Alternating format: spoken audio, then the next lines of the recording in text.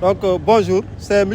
Abouba, le secrétaire général des gens contractuels de la santé et de l'action sociale.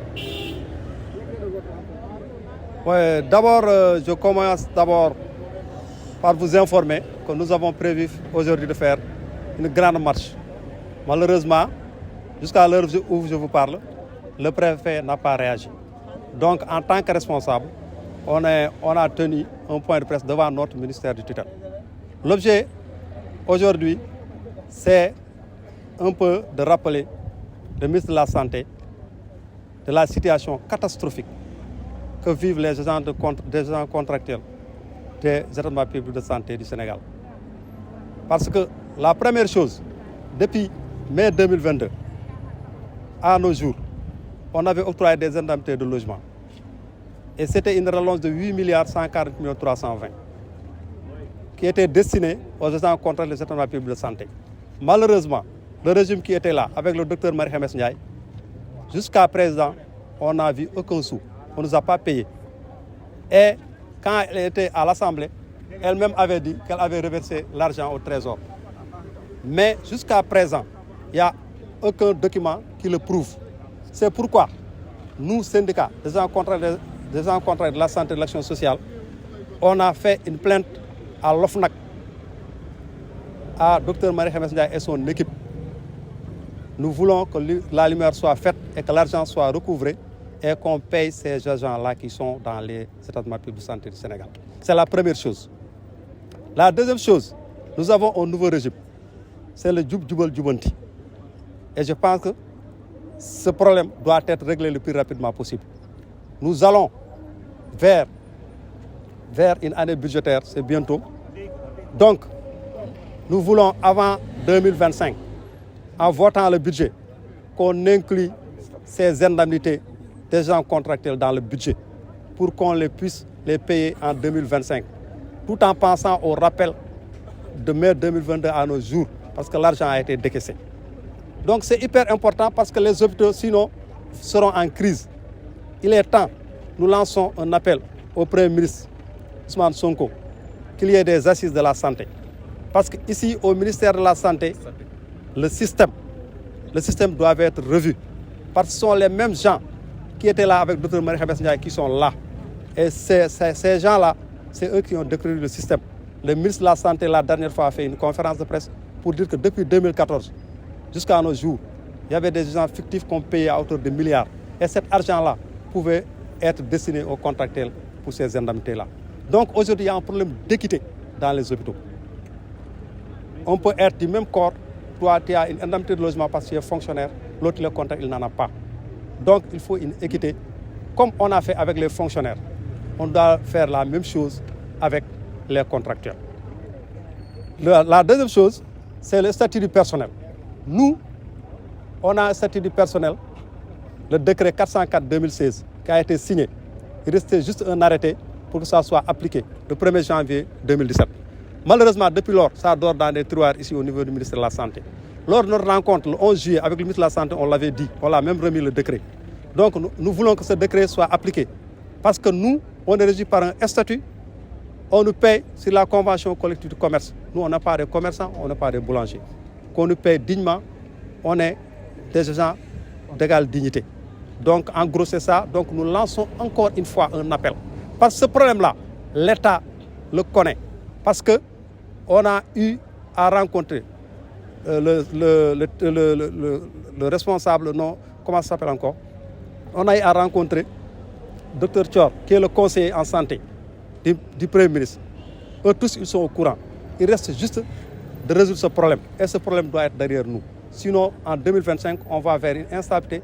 Et la santé, je pense qu'un pays sans santé, c'est la catastrophe. Donc nous lançons un appel encore une fois au Premier ministre pour que ce problème soit définitivement réglé. Voilà. Donc, Mal Abouba, le secrétaire général du syndicat des gens contrats de la santé et de l'action sociale. Waaw, lu ñu dajale fii tey mooy gis ngeen personnel bi fu ne la ñu jóge personnel santé la jóge nañu un peu partout dans le pays pour ñëw teewee ndaje bi.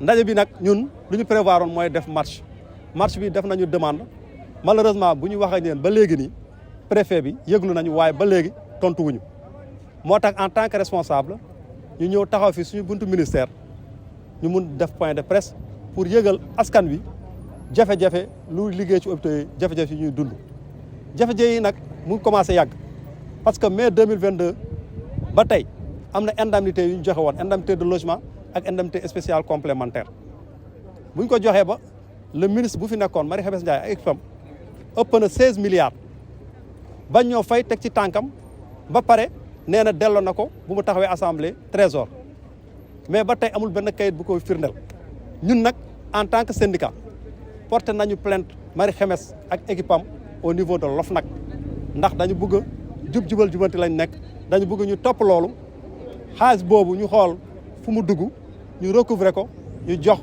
personnel bii taxaw contractuel Sénégal yëpp ndax beneen bi mooy nguur bu bees bu fi ñëw bindoon nañu leen lettre bu ñu leen bindee ministre de la santé balaa ñuy recevoir bindoon nañu premier ministre Ousmane Sonko lettre moom moo jël nee na ministre bi recevoiral ma ñii nga déglu leen comme ça ñu saafara seen i jafe-jafe ministre bi recevoir nañu nag yàgg na 11 juillet la 11 juillet la ñu recevoir bu ñu recevoir ñu wax ak moom mu ne ma may leen ma dinaa def audit ñu ngi doog a ñëw suñu defee audit ba pare dina leen revenir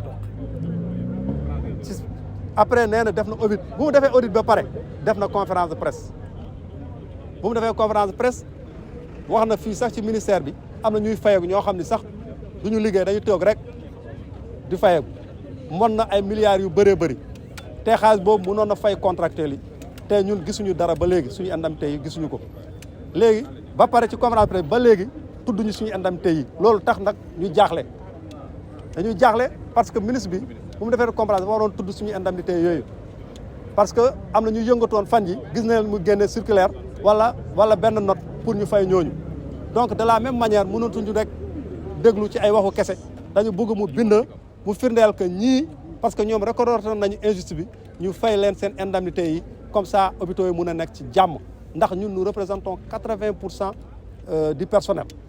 de la même manière loolu la ñuy lancer un appel premier ministre Ousmane Sonko mu bañ a def comme nguur bee nu mu defoon.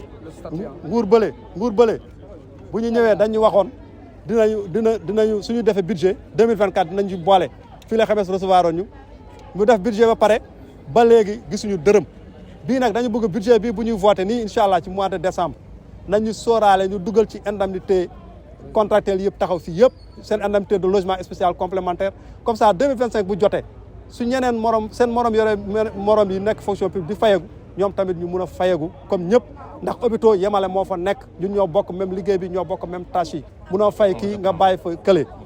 beneen affaire bi mooy fu may terminer mooy statut du personnel contractuel dafa am statut c'est le décret 404 2016 bu Macky Sall signé woon président Macky Sall bu ñu ko signé neen 1er janvier 2017 nañ ko appliqué boobu ba léegi muy nelaw fii ci couloir ministère de la santé ñoom ñoo tegoon seen tànk docteur Ibrahima Sy wax nañ ko jox nañ ko décret bi dañu bëgg mu def arrêté décret 404 2016 ñu appliqué ko comme ça ñun ñu fay ci convention collective du commerce duñu ay commerçant duñu ay boulanger convention collective commerce pour ñun dañu am grille salariale donc dañu bëgg a statut boobu ñu appliqué ko en tout cas lancé nañu alerte nag dañu ñëw pour alerter dinaan premier ministre Ousmane Sonko ministère de la santé il faut ñu assainir ko ndax sinon système bi baaxul fu ñu jëm baaxul ci kawoo la ñu jëm balaa ñu fay yegg alerter nañu yëglu nañu fu ne nag dañu bëgg a mbir mi ñu saafara ko nu ñu gën a gaaw je vous remercie